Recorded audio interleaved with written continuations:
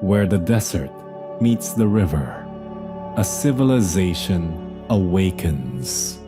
Before the pyramids pierced the sky, before pharaohs wore crowns of gold, and gods walked the earth, there was only the river, the Nile, long, winding, eternal. It flowed through a land of sun and sand, in a region where rain was rare and the desert unforgiving. The Nile was a miracle, a ribbon of life in a sea of death. Each year, without fail, the Nile would rise. Flooding its banks, it soaked the land with rich black silt, dark, fertile soil that would feed fields of grain, give life to orchards and pastures, and sustain animals and people alike. The ancient Egyptians had a name for this blessing: Kemet, the Black Land. In contrast, the desert beyond was Deshret, the Red Land, dry, harsh, and deadly. It was here, between the black and the red, that Egypt was born. More than 5,000 years ago, people began to settle along the Nile's banks. They were farmers, fishermen, and craftsmen, drawn not by gold or conquest, but by the promise of life. Villages sprang up like reeds. Communities traded, shared tools, told stories. Slowly, over centuries, those villages became kingdoms. In the south, there was Upper Egypt, where the Nile carved a narrow path between rocky cliffs. To the north, Lower Egypt, where the river fanned into a wide, lush delta before meeting the Mediterranean Sea. Two lands, two cultures, but one river.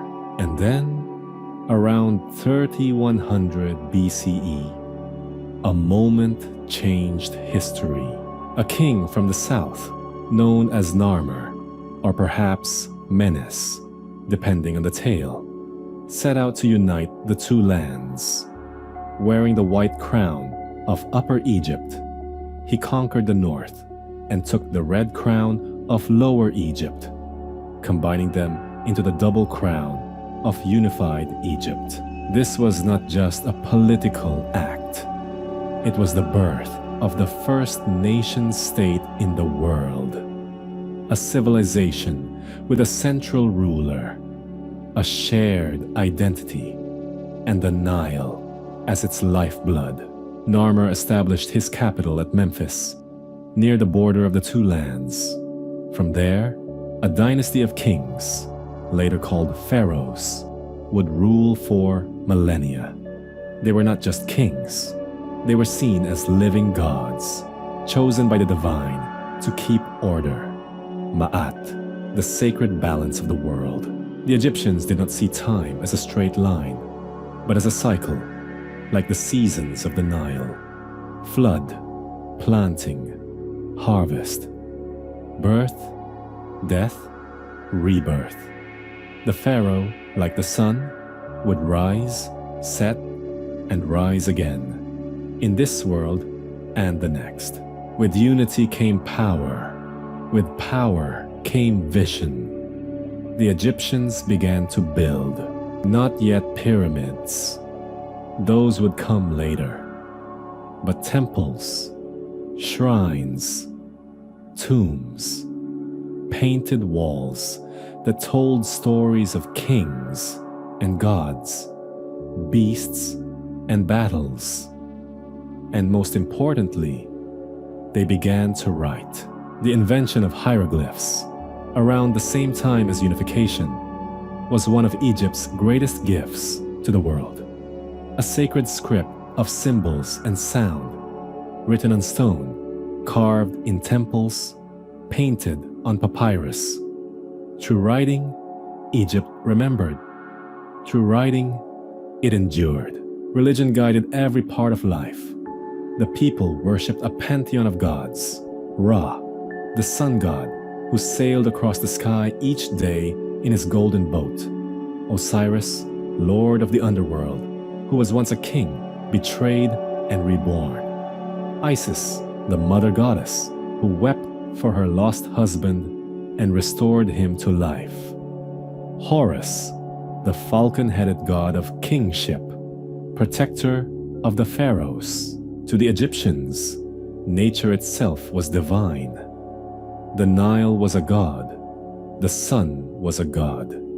Even the animals had sacred meaning. Cats, ibises, crocodiles, scarabs.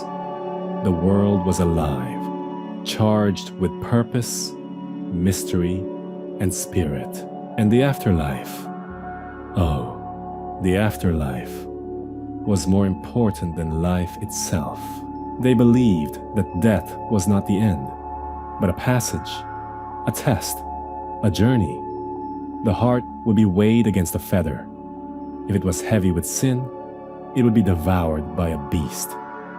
But if it was light and pure, the soul would live forever in the field of reeds, a paradise of eternal harvest. From this belief came tombs, mummification, funerary rites, the beginnings of the great traditions that would one day lead to the pyramids.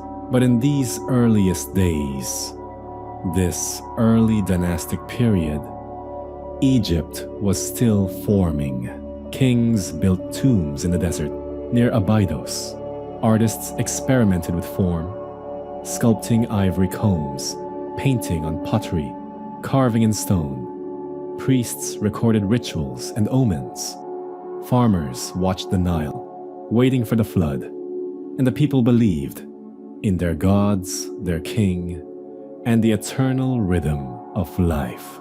Over time, the small kingdoms of Egypt evolved into a great and unified civilization, one that would outlast the empires of Greece and Rome, one that would dazzle the world for centuries.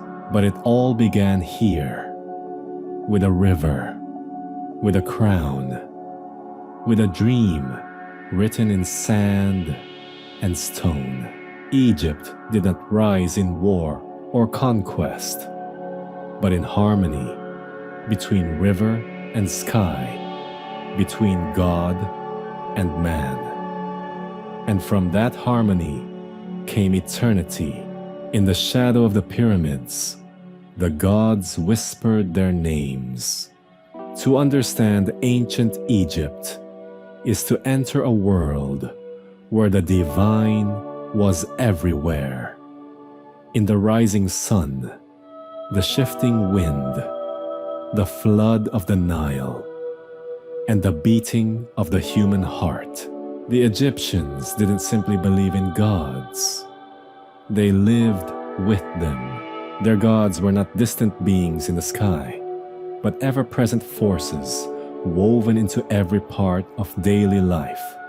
They walked the streets of cities, dwelled in temples, sailed in sacred boats along the Nile.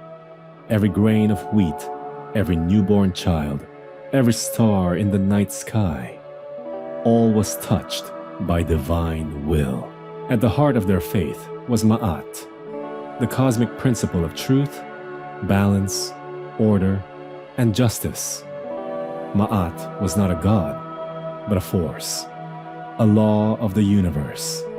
The pharaoh's sacred duty was to uphold Ma'at, to keep the world in harmony. Without it, chaos would rise. To protect Ma'at, the Egyptians turned to a vast and intricate pantheon of gods and goddesses, each with their own domains, symbols, stories, and temples. Let us begin with the most powerful of all, Ra, the sun god. Ra was the creator, the father of all gods. Each day, he sailed across the sky in a golden boat, bringing light and life to the earth. But each night, he descended into the underworld, battling the serpent of chaos, Apophis, to rise again at dawn. The sun's daily journey was a cosmic battle, and every sunrise, a victory of order over destruction. Then came Osiris, the god of the dead and ruler of the afterlife. Once a great king of Egypt, Osiris was betrayed by his brother, the jealous and wild god Seth, who tore him into pieces and scattered him across the land. But Osiris's loyal wife, Isis, gathered the fragments and used her magic to bring him back to life. Their son Horus later avenged his father in a legendary battle, a tale of justice, vengeance, and the rightful claim to the throne. This myth, the Osiris cycle, became the foundation of Egyptian religion.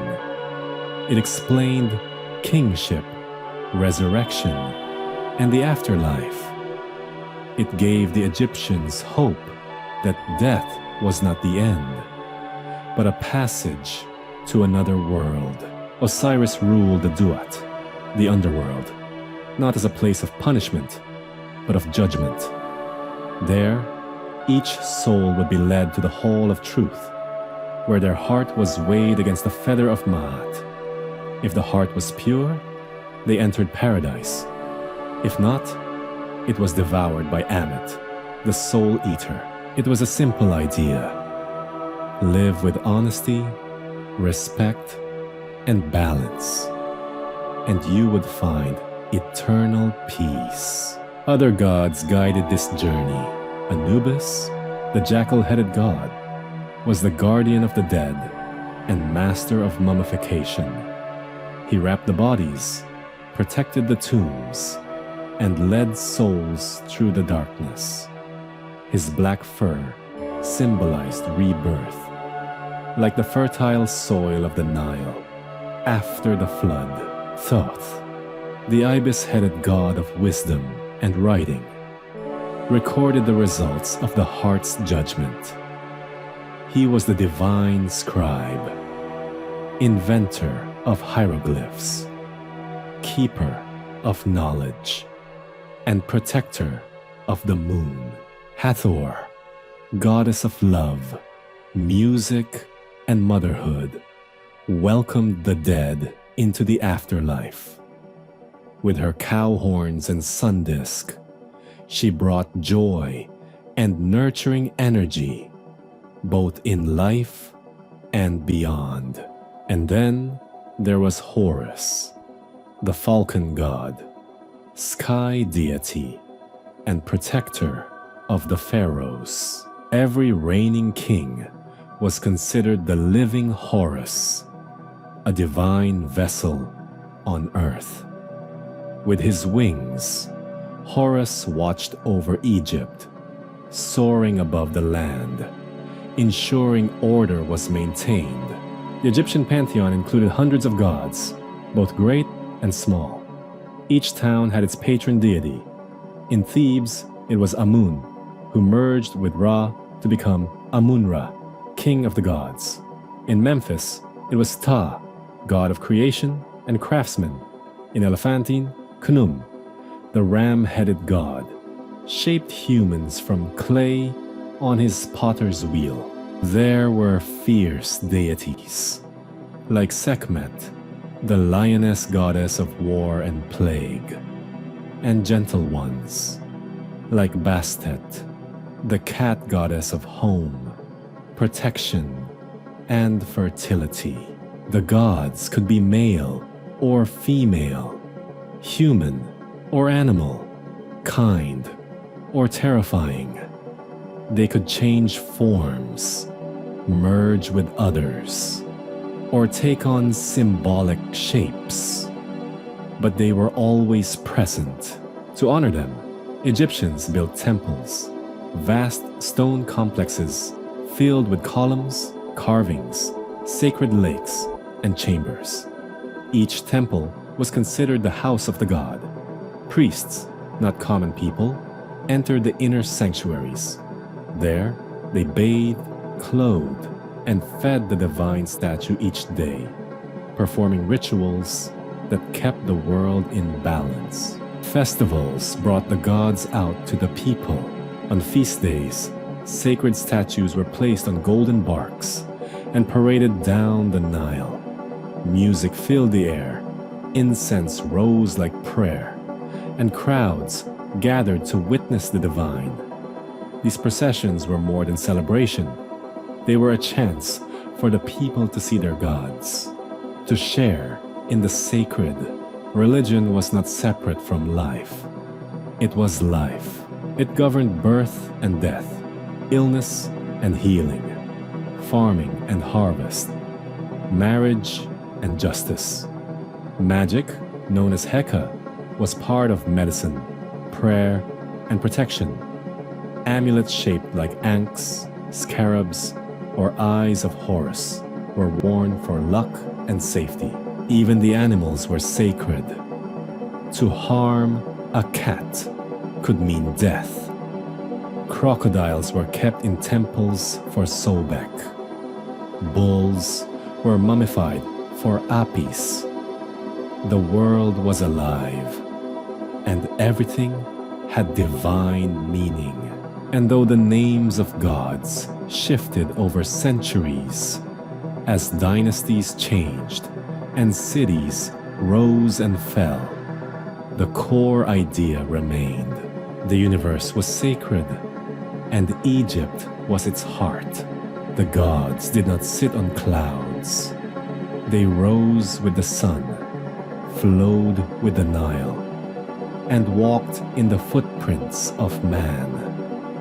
To live in Egypt was to live in the presence of the divine, where mortals became divine, and time was chained to a throne. To the ancient Egyptians, a pharaoh was not simply a king.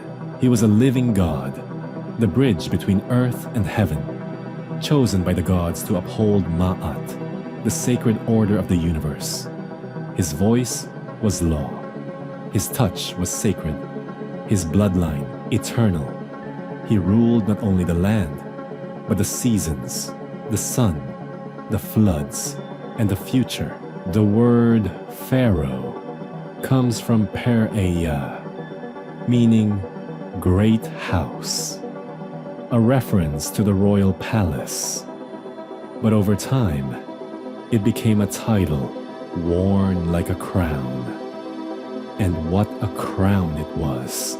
The pharaoh wore the double crown of Upper and Lower Egypt, the white crown of the south and the red crown of the north, united upon his brow to show dominion over both lands. He carried the crook and flail, symbols of shepherding and punishment. He wore false beards, royal kilts, and the uraeus, a cobra poised to strike from his forehead, a sign of divine authority. Each pharaoh was believed to be the earthly embodiment of Horus, the falcon god. When he died, he became Osiris, god of the dead. His son, the next pharaoh, became Horus in turn. Thus, the royal line was not just political, it was sacred reincarnation. But pharaohs were not mere symbols.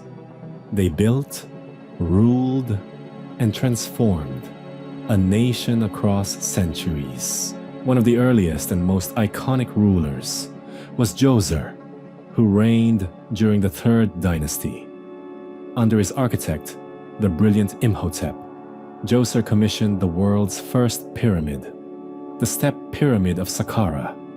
It was not just a tomb, it was a stairway to heaven, a symbol of eternal power. Then came Sneferu, the builder king, who experimented with pyramid construction, leaving behind the bent pyramid and the elegant red pyramid, precursors to perfection.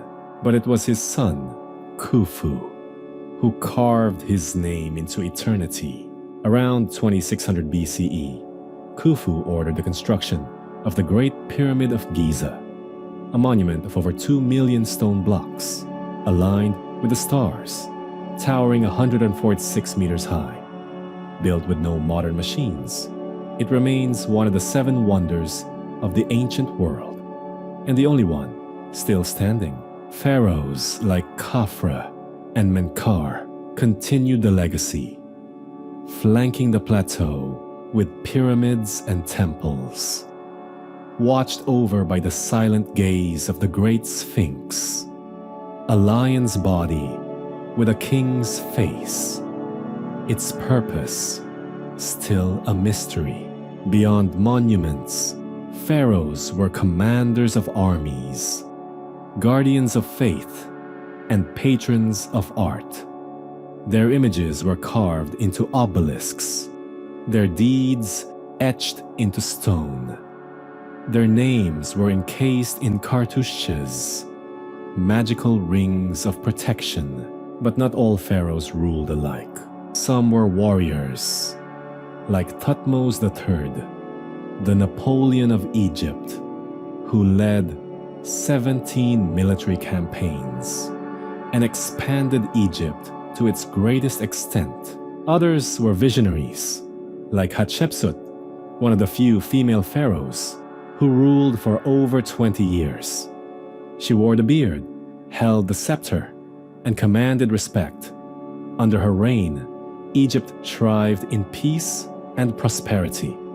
She built the magnificent temple at Deir el-Bahari, a marvel of architecture nestled in the cliffs of Thebes. Then there was Akhenaten, the heretic king. He shattered centuries of tradition by declaring there was only one god, Aten, the sun disk, and moved the capital to a new city, Amarna.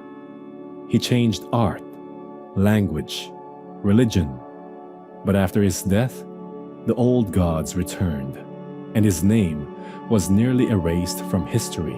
And rising from his ashes came a boy king, Tutankhamun. He ruled briefly and died young, but his tomb, discovered in 1922 by Howard Carter, was filled with unimaginable treasure. Golden masks, chariots, thrones, statues, all untouched for 3,000 years. In death, Tutankhamun became a global symbol of ancient Egypt's majesty. Then came Ramesses II, the Great. He ruled for 66 years, longer than any other pharaoh, building colossal temples, battling Hittites at Kadesh, and leaving his mark across Egypt.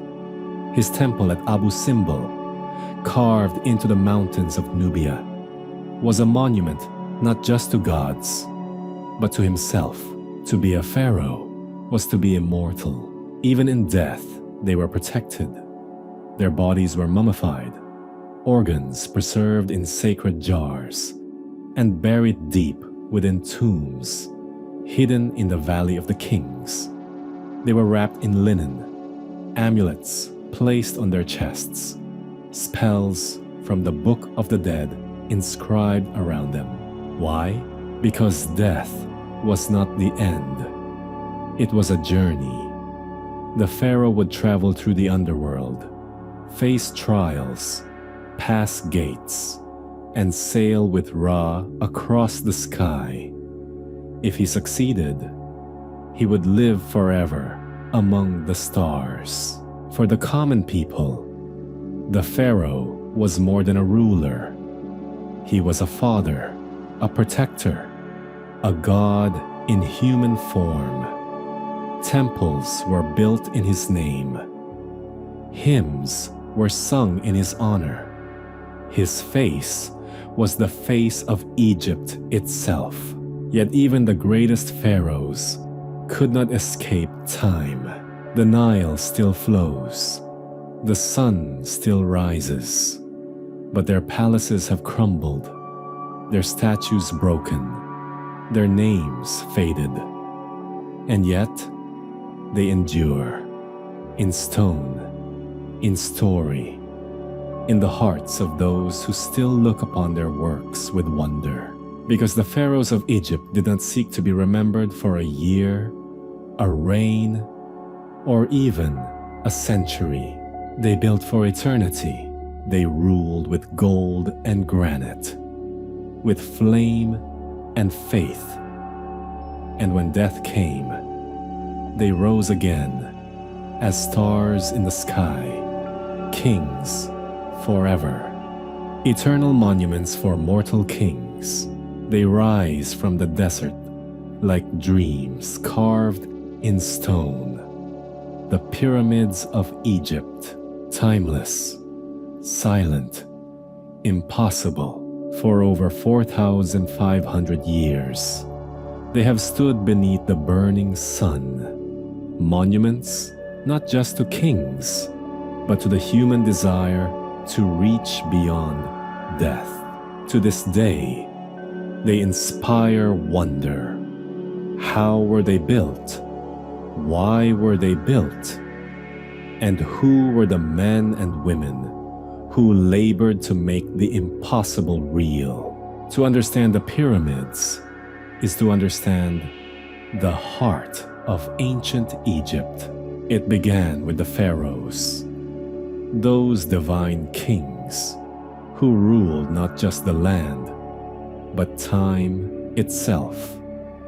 In life, they commanded armies and shaped laws.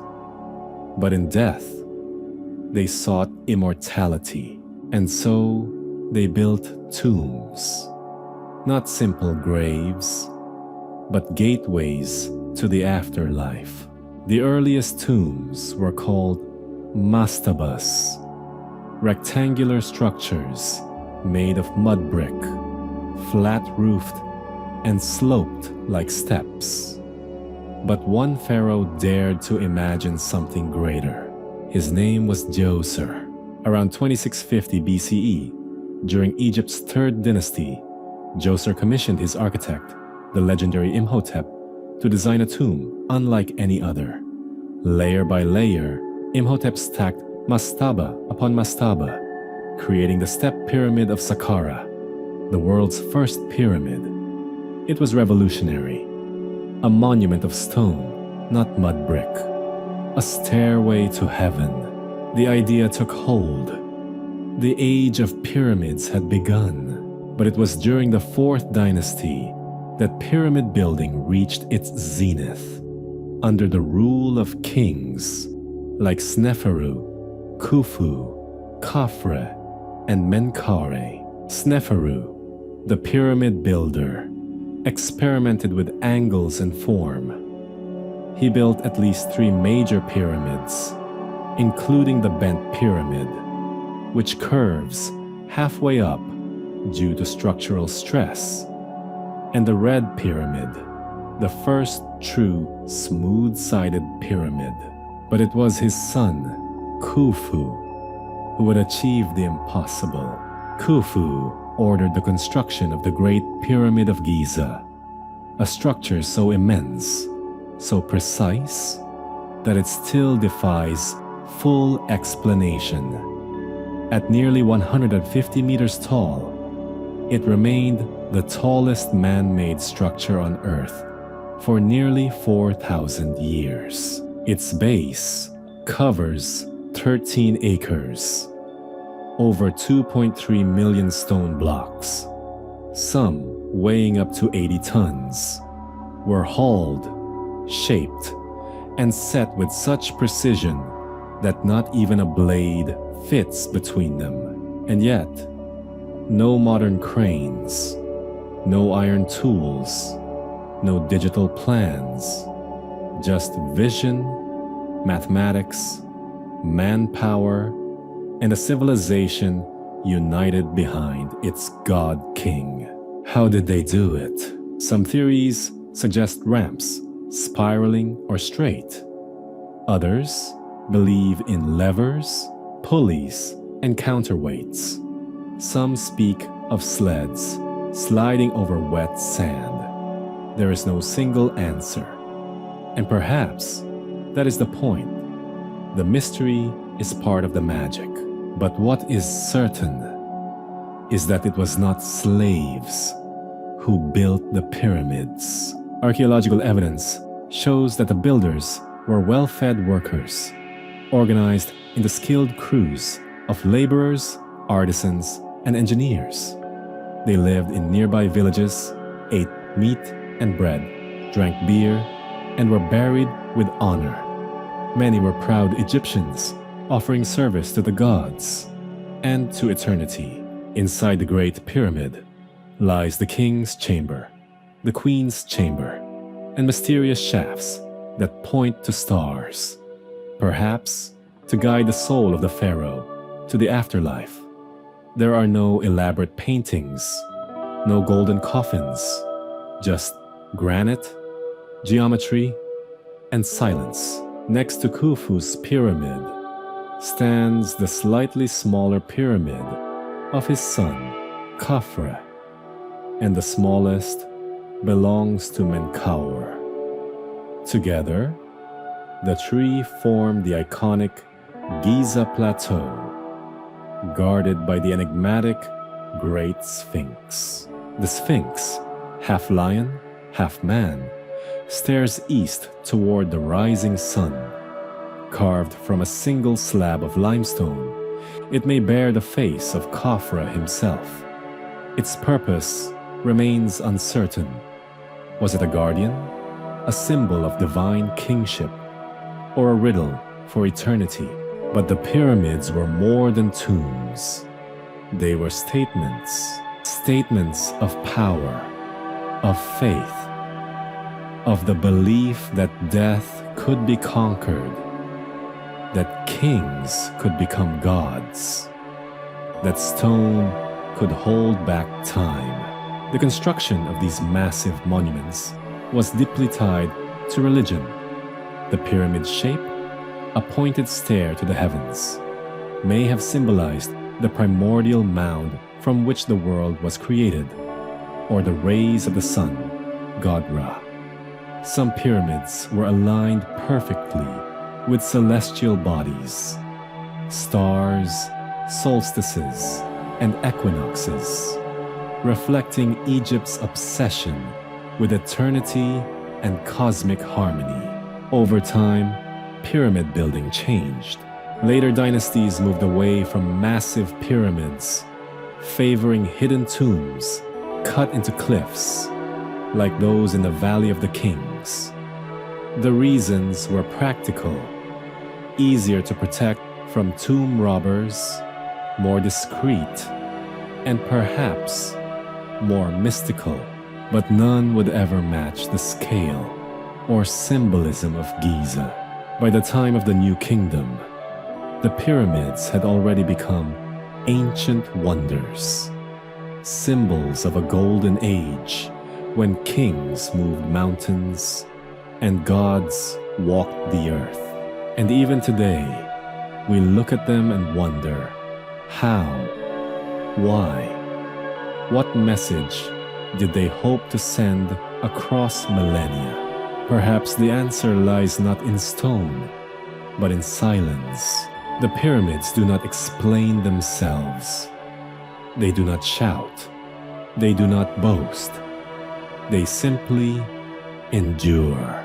They whisper of a civilization that reached for eternity and touched it. The desert shifts. The sun sets. Empires rise and fall.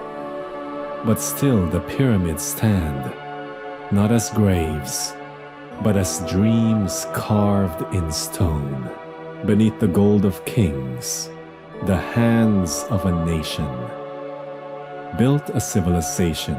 When we think of ancient Egypt, we often imagine gold-covered tombs, mighty pyramids, and immortal pharaohs. But behind the gods and kings stood the beating heart of the nation, the people. They were the ones who sowed the fields, carved the stone, carried the water, painted the walls, and whispered the prayers. Without them, there would be no Egypt.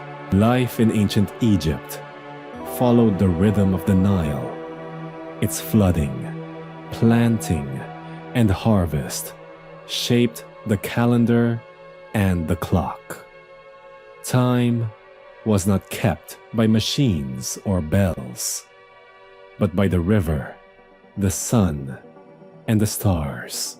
Most Egyptians were farmers, living in mud brick houses in small villages along the riverbank. They rose before dawn, worked in the fields under the blazing sun, and returned at sunset to eat simple meals of bread, onions, lentils, and beer. The flooding season, known as Akhet, began in late summer. When the waters receded, they left behind a blanket of fertile silt, a gift from the gods. Then came Pharaoh, the growing season when seeds were sown. And finally, Shemu, the harvest. This cycle was sacred, eternal, and central to all life. Farmers used wooden plows, often pulled by oxen, and irrigated their crops with water carried in leather buckets or moved through canals. They grew wheat, barley, flax, figs, dates, and raised cattle, goats, and geese. Children worked alongside their parents, learned to fish, weave baskets, and shape pottery. Play was simple: wooden toys, dolls, balls made of linen. Most children didn't go to school unless they were born into higher classes. Above the farmers were the craftsmen and artisans, the skilled hands who gave Egypt its beauty. These were the stone cutters, sculptors, painters, carpenters, metalworkers, and jewelers who worked in royal tombs and temples. Many lived in special workers' villages, such as the famous Deir el-Medina near the Valley of the Kings. There, they carved the walls of the Pharaoh's final homes, not with machines, but with chisels, hammers, and unmatched precision. They painted gods in vivid colors, etched spells into stone, and shaped the face of eternity. Their work was not anonymous. Many left graffiti, notes, even jokes on the walls, names and voices lost for millennia, but still echoing beneath the paint. Artisans took pride in their labor. They knew that what they built would outlast them, that the gods and kings they served would walk through their work forever. Then came the scribes, the literate elite. Scribes were the keepers of knowledge, trained from a young age to read and write hieroglyphs, hieratic, and later demotic scripts. They worked for temples, courts, treasuries, and tomb builders. They recorded taxes, wrote legal documents, composed hymns, prayers, and spells. Becoming a scribe was a path to status. A famous Egyptian saying warned, "The scribe doesn't carry the hoe or suffer the sun. His hands are soft, his mind is sharp." But with status came responsibility. Every stone block moved, every bushel harvested, every temple funded. All had to be recorded, measured, and justified. Above the scribes stood the priests, guardians of the sacred. Temples in Egypt were not places for congregational worship like modern churches or mosques. Instead, they were houses of the gods, where priests performed daily rituals to care for the divine image, bathing, clothing, and feeding the statue of the deity. These ceremonies were hidden from public view. Only the high priests, and ritual specialists could enter the inner sanctuaries. But the impact of the temple stretched across the land. Temples were economic engines. They owned land, employed farmers and craftsmen, collected offerings, and maintained entire communities. Some priests were astronomers, healers, and dream interpreters. Others oversaw festivals and processions, bringing the gods to the people on golden boats, carried through cheering crowds. The high priest of Amun in Thebes could rival the pharaoh in power. A reminder that in Egypt, politics and religion were inseparable, and still above all stood the nobles, officials, and finally, the pharaoh himself, a god among men. But daily life was not just about labor and duty. There was also joy, family, and celebration. Egyptians loved music. Flutes, lyres, harps, and sistrums echoed through banquets and festivals. Dance was a form of worship and entertainment, often performed by women in flowing linen. Perfumes and cosmetics were common, not only for beauty, but for health and ritual. Men and women alike wore eye paint made from coal to protect against the sun and bad spirits. Marriage was a personal affair based on affection and partnership. Women in Egypt held more rights than in many ancient cultures. They could own property, divorce, and run businesses. Mothers were revered, and goddesses like Isis embodied both love and strength. Justice was handled locally, with village elders and officials settling disputes. There were no prisons. Punishments ranged from fines to exile to hard labor. But the concept of ma'at, balance, truth, fairness, guided all decisions. Death, as always, loomed near, but it was not feared. It was understood. Egyptians prepared for the afterlife throughout their lives, saving for tombs, commissioning amulets, reciting protective prayers. Even the humblest farmer hoped to be judged fairly, to pass into the field of reeds, where he might harvest forever beside the gods. Their lives were hard, but not hopeless. They believed they had a place in the cosmic order, a purpose in the grand design, and so they lived under the sun, by the river, with calloused hands and open hearts, building a world that would endure longer than any other. They carved not just in stone, but in time. And though their names are gone, their breath still lingers on the walls they painted, on the fields they sowed, on the pyramids that rise beyond death. In the shadows of thrones, they held the flame of civilization. When we speak of ancient Egypt, we often hear the names of pharaohs, of gods, of generals. But just beneath the surface, in the palaces, temples, and homes of the Nile, there moved a quiet and powerful force. The women of Egypt. They were mothers, daughters, queens, priestesses, workers, and goddesses. And in this ancient land, they were not invisible. They were revered, respected, and, at times, worshipped. Egypt was one of the few ancient civilizations where women enjoyed a level of legal and social freedom that would be unthinkable in many other ancient cultures.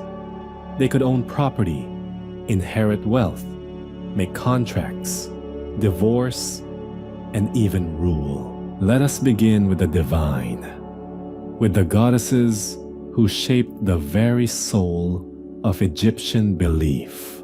There was Isis, the Great Mother, wife of Osiris and protector of children and kings. Her image, arms spread wide, crowned with a throne, symbolized healing, devotion, and magical strength. She wept for her dead husband, revived him with her magic, and raised her son Horus to reclaim the throne. To the people of Egypt, she was not just a goddess, she was love, loyalty, and life itself.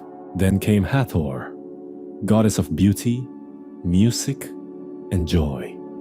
Wearing a sun disk cradled between cow horns, she danced in festivals, welcomed the dead into the next world, and smiled upon new mothers. She was the heart's laughter, the womb's song, the sweet voice in the temple. Sekhmet, fierce lioness, was the goddess of war and plague, a protector with burning eyes. Bastet, the cat goddess, offered gentler care of hearth and home, of music and motherhood. To the Egyptians, goddesses weren't just wives of gods. They were forces of nature, protectors of the Pharaoh, guardians of the people, and their images were everywhere, on amulets, temple walls, sarcophagi, and daily prayers. But what of the women who walked among mortals? In everyday life, Egyptian women were active participants in society. They worked in markets, wove linen, brewed beer, served in temples, acted as professional mourners at funerals, and ran households with skill and pride. A wife was called mistress of the house, and while marriage was often practical, it was also based on partnership and mutual respect. Children were precious, boys and girls alike. While boys might be trained in trades or literacy, many girls learned household management, dance, song, and the sacred rituals of womanhood. Some women even became scribes, doctors, or priestesses.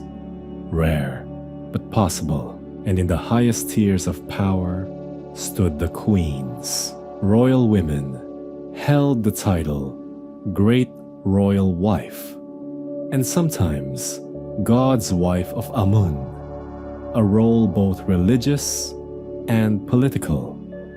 They sat beside the Pharaoh in ceremony, advised him in private, and bore the next generation of kings. Some, like Nefertari, wife of Ramesses II, were so beloved that they were immortalized in stunning temples, her image carved equal in size and stature to her king. Others, like Tiye, wife of Amenhotep III, wielded great influence behind the throne, corresponding with foreign rulers, guiding policy, and perhaps shaping the religious shifts of her time. But some women didn't just stand beside the throne, they sat upon it. The most legendary was Hatshepsut, daughter of a king, wife of a king, and mother of a king. She ultimately declared herself Pharaoh, not as regent, not as queen mother, but as ruler in her own right. She wore the royal beard, took the full titulary of kingship, and reigned for over 20 years. Under her rule, Egypt enjoyed peace, wealth, and ambitious building projects, including her grand mortuary temple at Deir el-Bahari, still one of the wonders of the ancient world. Even though later rulers tried to erase her memory, her name still survives, carved in stone, whispered in history. Another powerful queen was Nefertiti, whose name means "the beautiful one has come." She stood beside Akhenaten, the heretic king who worshipped only the sun disk, Aten. In art, she is shown as an equal, offering to the gods, embracing her children, standing with poise and strength. Some scholars believe she may have ruled alone under another name after her husband's death. A hidden queen pharaoh in a time of turbulence, and in the final chapters of Egypt's glory came Cleopatra VII, the last pharaoh, the scholar queen, the strategist, the seductress of Rome. She spoke many languages, studied philosophy, chemistry, and medicine. She ruled not with armies alone, but with intellect, charisma, and diplomacy.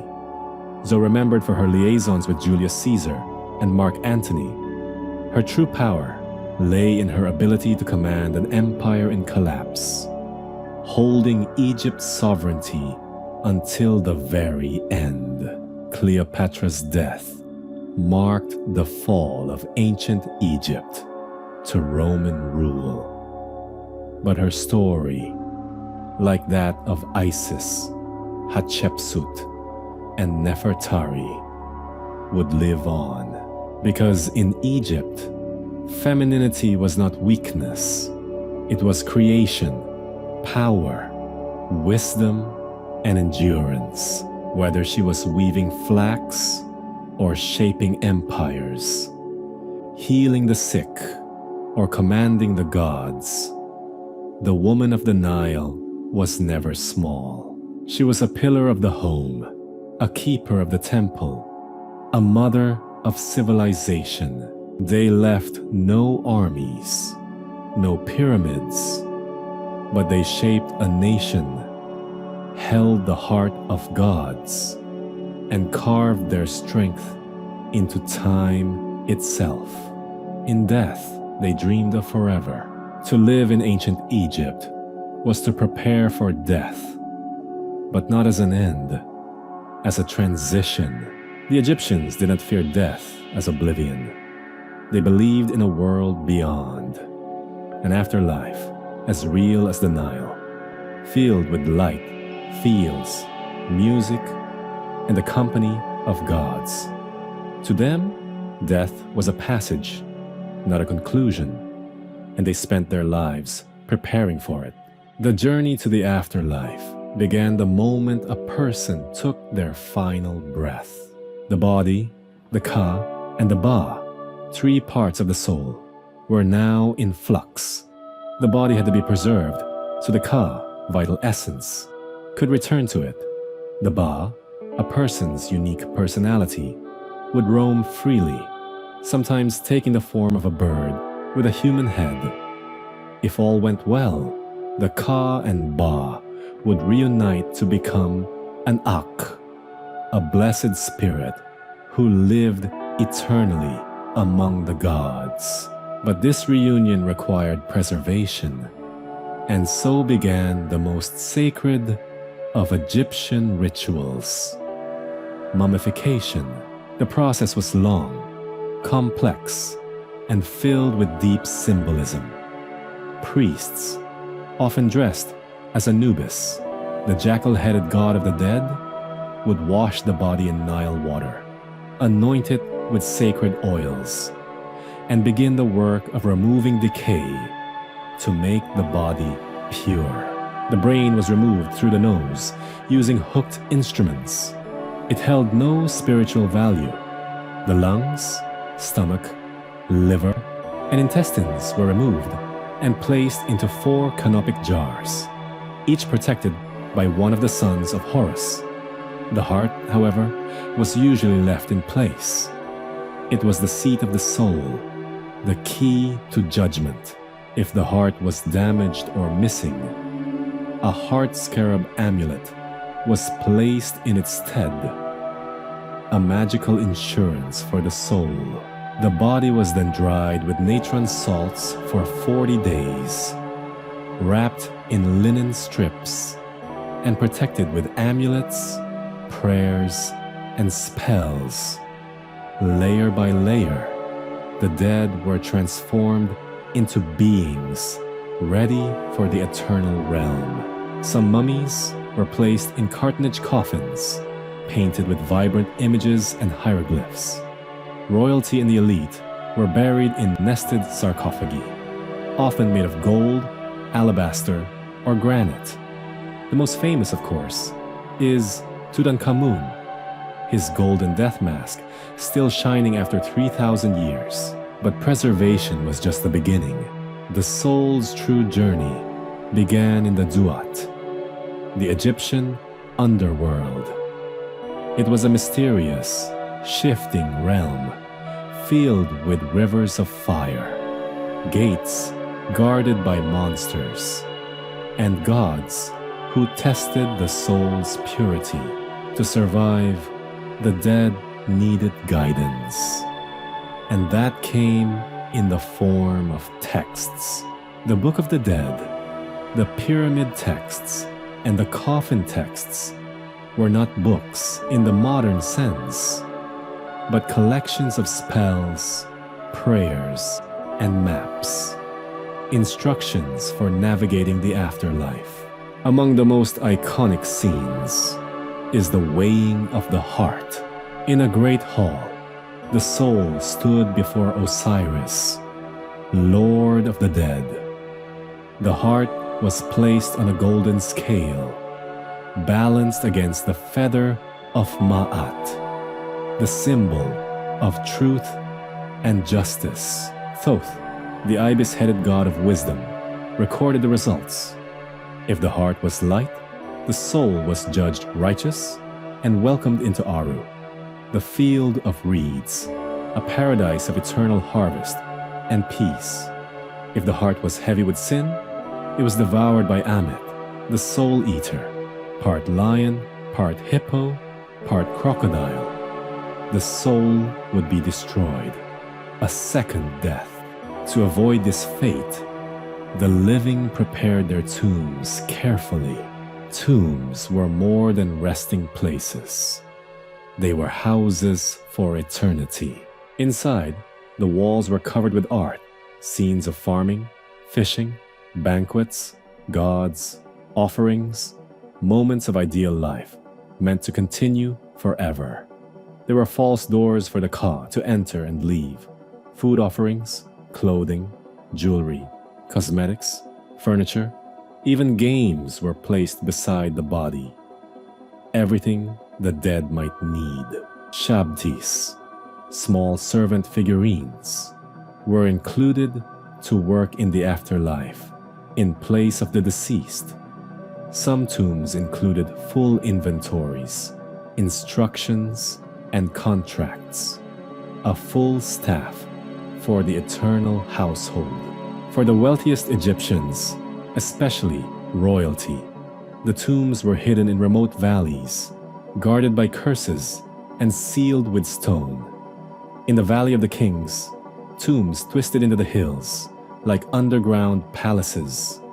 Despite all precautions, tomb robbing was common, and only a few were ever found intact. The afterlife was not a fantasy. It was a hope, a comfort, and a contract between the living and the divine. Even the poorest Egyptian could hope to reach paradise through a righteous life. A few coins saved for burial, a simple prayer carved into limestone. And so, death was not final. It was a return to the gods, to the stars, to the fertile fields of the heavens. The rituals, the wrappings, the tombs, they were not for mourning. They were acts of love, acts of faith, and above all, acts of memory. To forget a name was to kill a soul. To speak it aloud, even centuries later, was to give it breath again. And so, the ancient Egyptians left their names behind in stone, in script, in silence, waiting for us to remember. I have not stolen, I have not killed, I have spoken truth. Let my heart be light.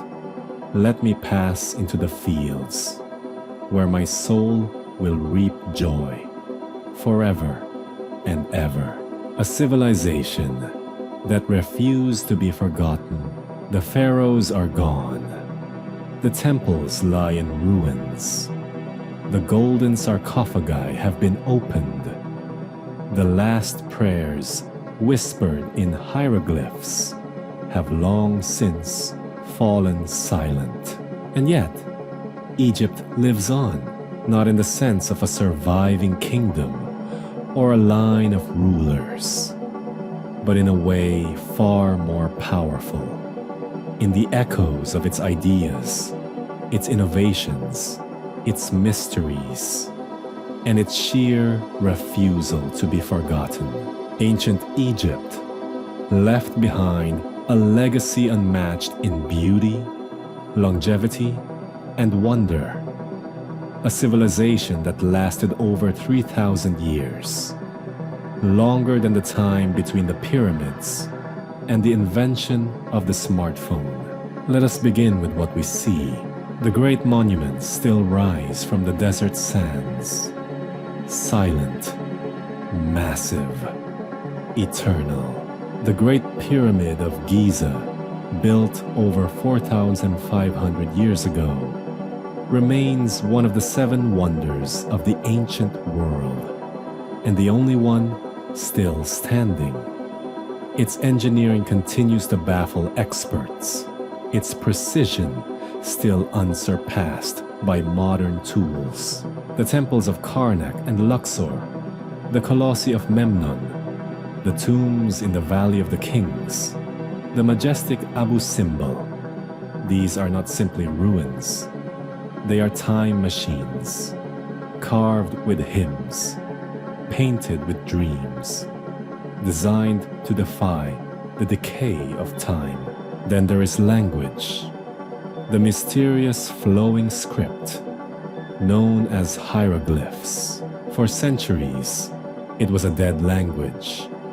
But with the discovery of the Rosetta Stone in 1799 and the decoding work of Jean-François Champollion, the voices of Egypt spoke again. We now read their prayers, their poetry, their laws, their gossip. We can see how they thought, how they feared, how they hoped. They left us stories of gods, monsters, kings, and commoners, tales of betrayal and magic, of floods and creation, of justice and eternal life. Even more impressive, they left us knowledge. The Egyptians were not just builders, they were scientists, mathematicians, physicians, and astronomers. They charted the stars with precision, predicting solstices and eclipses. They divided time into 24 hours, created calendars based on the Nile's flood, and aligned monuments with the stars. Their medical texts describe diseases, surgical procedures, and herbal remedies, centuries ahead of their time. Their understanding of the human body, especially in mummification, revealed insights still studied today. And then there is architecture. Their designs, from the columns of temples to the hidden chambers of pyramids, influenced Greek, Roman, Islamic, and even modern architecture. But Egypt's greatest legacy may lie not in stone, but in thought. They gave the world the idea of eternity, that death is not an end, but a journey, that what we build, what we believe, and how we live can echo beyond our lifetimes. They believed in Ma'at, balance, truth, order, a concept not unlike karma, justice, or divine harmony. This idea shaped their laws, their religion, their sense of morality, and left a mark on every civilization that came after. Even their religion, once considered primitive, has echoes across time. The dying and rising god Osiris, the Virgin Mother Isis nursing her child, the final judgment of the soul by weighing the heart. These images would later appear in other faiths, retold under different names, but with similar messages. Egypt also left behind a legacy of feminine power, rare in the ancient world. Their goddesses were strong, wise, and complex. Their queens, like Hatshepsut and Cleopatra, ruled not from behind curtains, but from thrones, commanding armies, economies, and empires. In education and storytelling, Egypt continues to inspire, from Hollywood epics to children's books, from museum exhibitions to video games. The imagery of pyramids, mummies, and hieroglyphs still fascinates us. But beyond the spectacle, there is a quieter gift. Egypt reminds us that even the most powerful civilizations can fade, but their memory can endure if they dare to dream big, build strong, and speak across time. And speak they do. When we walk beneath the towering columns of Karnak, when we gaze into the golden mask of Tutankhamun, when we read the names of forgotten workers on the walls of Deir el-Medina, we are not just studying history.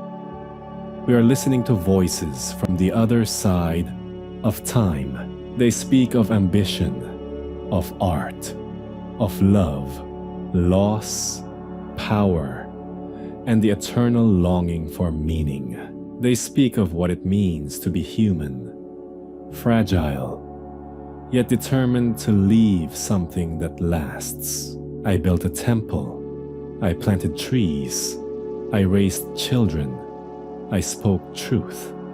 Let my name live as long as the Nile flows.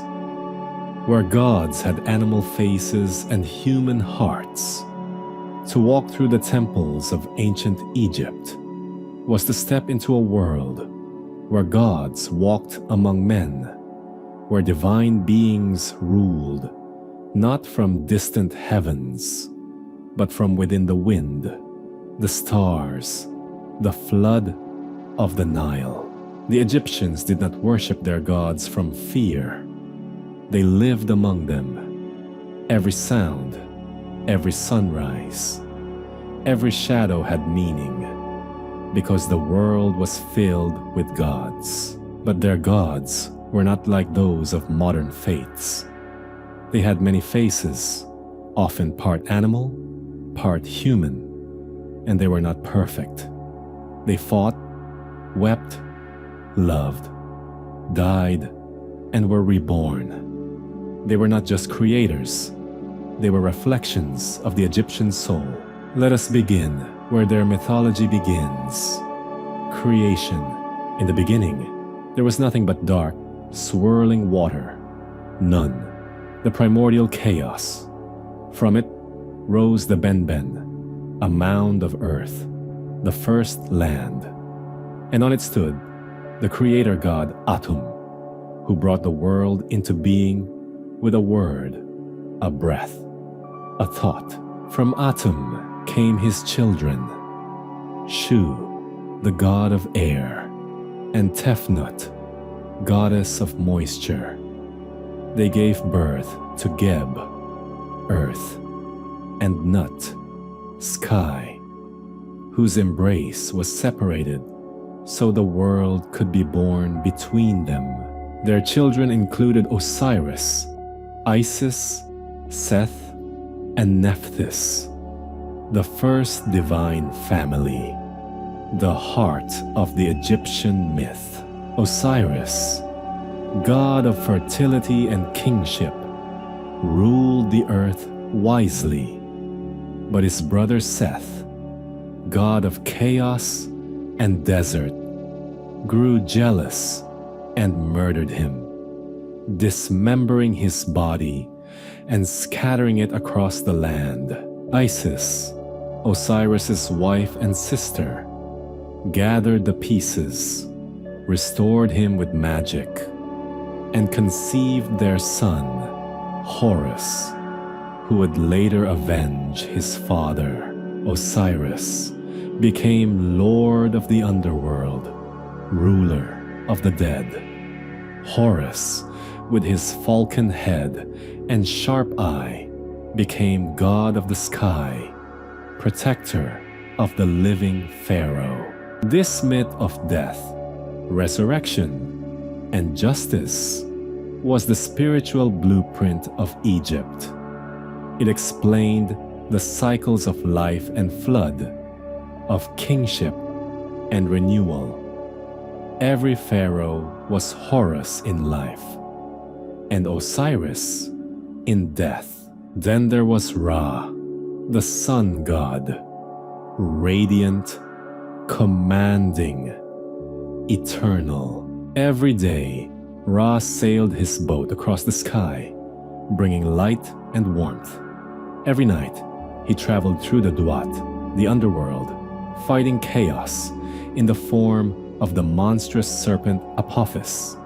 At dawn, he was reborn, a symbol of resurrection, of cosmic order over chaos. In later dynasties, Ra merged with Amun, a creator god of Thebes, to become Amun-Ra, king of the gods.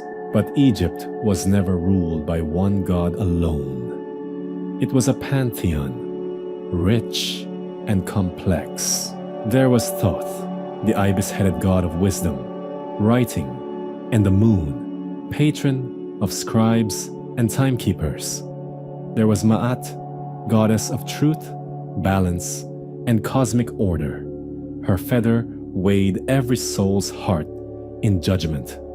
Without her, the universe would collapse into chaos.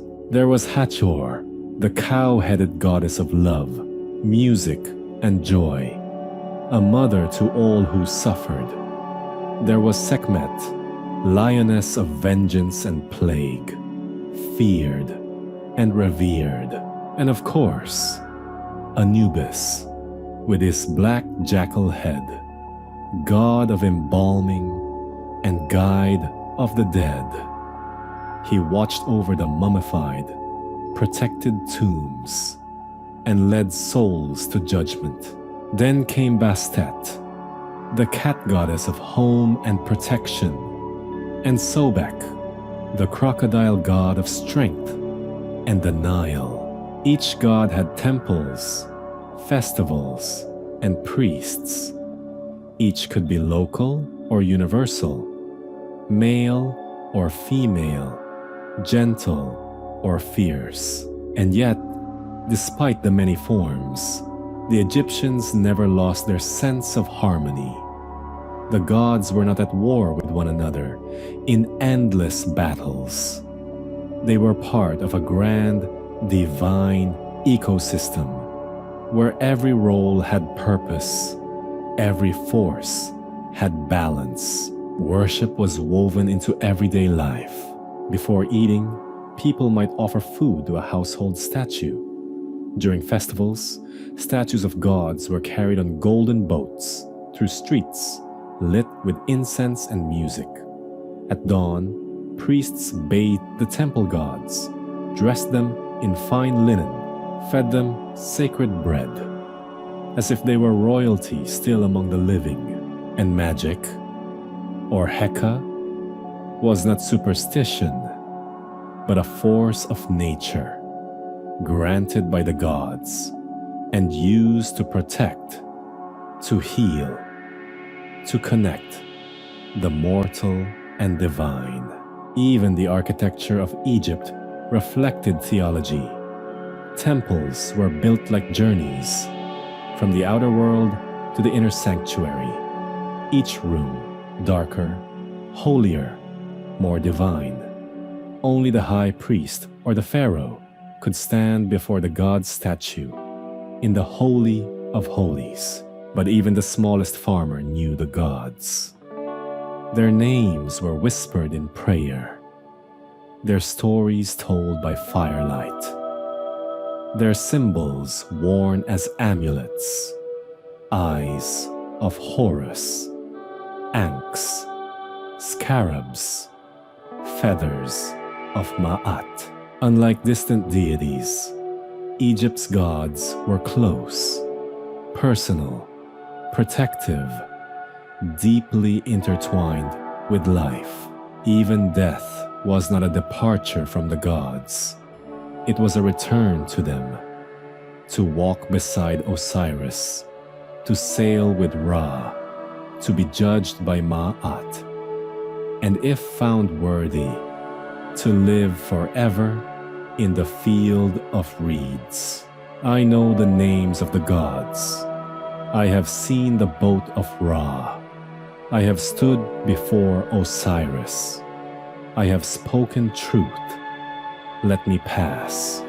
Let me live again among the blessed. In the end, the Egyptian gods were more than just myths.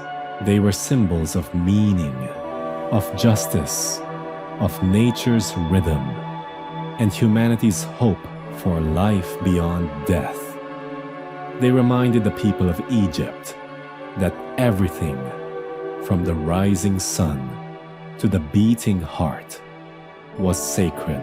And though their temples now lie in ruins, their names still live, carved in stone, whispered in classrooms, flickering in films, shining in museums across the world.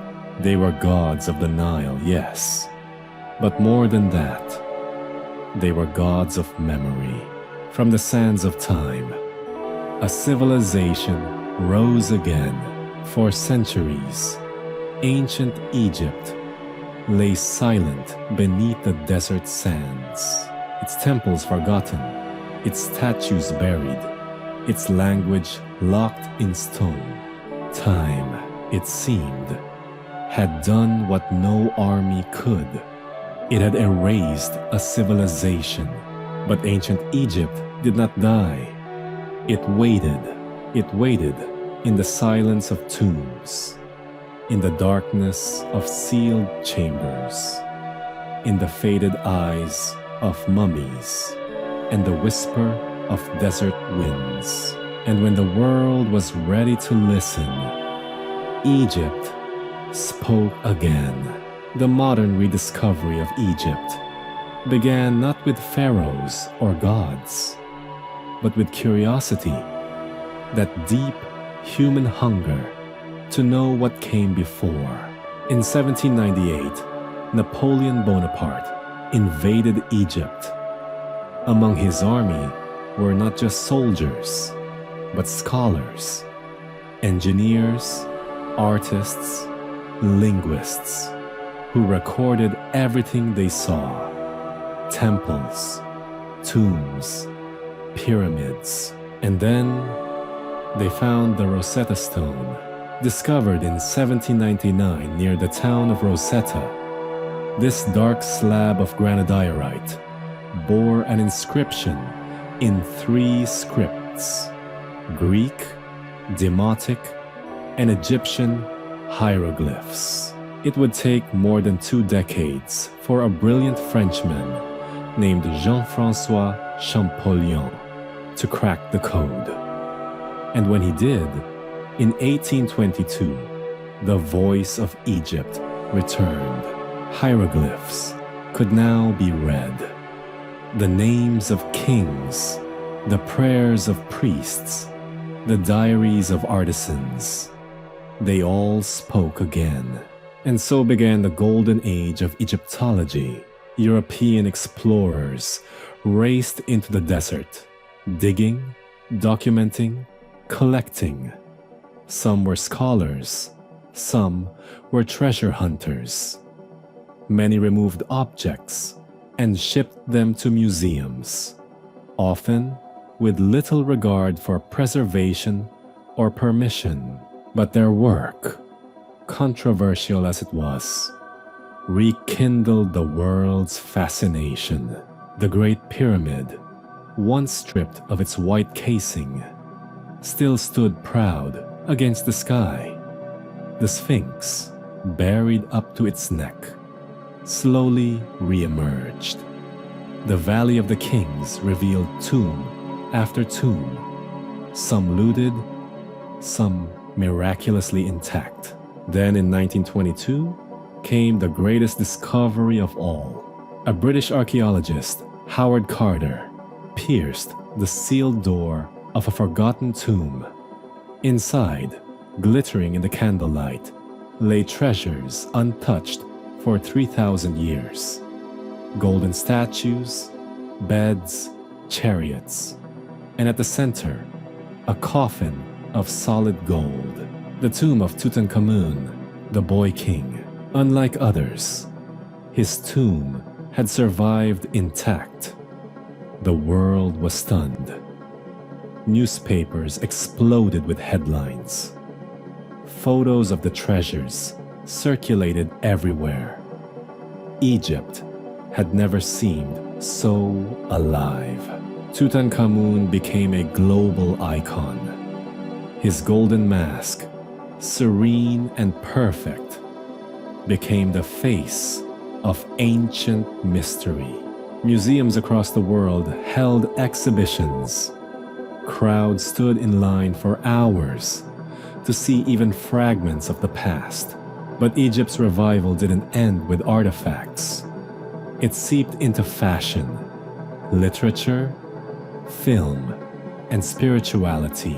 In the 1920s and 30s, Egyptian motifs adorned jewelry, dresses, and Art Deco buildings. Hollywood embraced Egypt. Cleopatra, mummies, pyramids.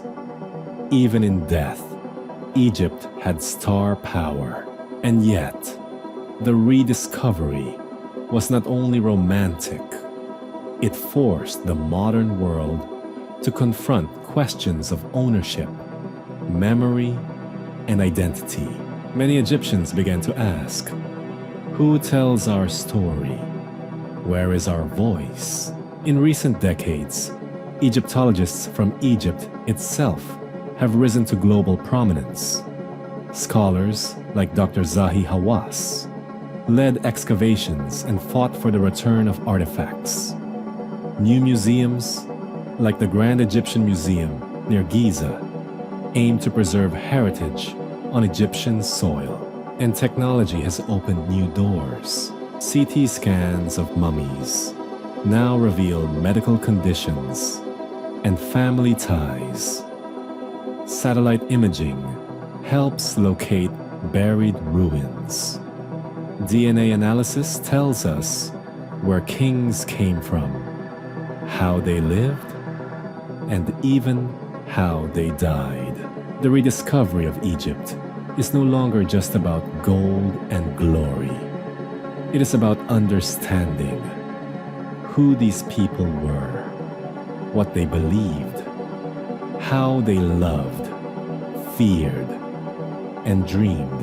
It is about connection across time, across cultures, across sand and stone. Because Egypt was never just one story. It was many. It was farmers planting beside the Nile. It was scribes riding under the stars. It was queens and craftsmen, gods and orphans, building something together that would last forever.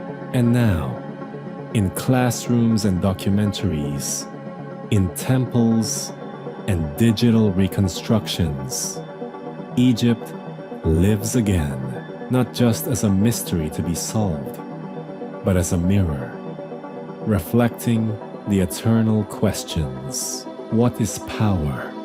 What is beauty? What is the soul? And most of all, what will we leave behind? I was not there when they built the pyramids. I did not see the gods walk among the reeds. But when I touch their words, when I stand in their tombs, I remember, and in remembering, I keep them alive.